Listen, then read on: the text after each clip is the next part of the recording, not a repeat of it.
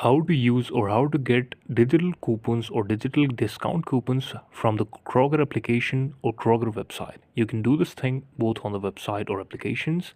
So in this video, I'm going to do it from the Google Chrome or the browser present on my Android device. Now, what we mainly have to do is simply open the Google Chrome and search for Kroger Digital Coupon. And now, whenever you will search that thing, you will see this type of page will be opening up in front of you.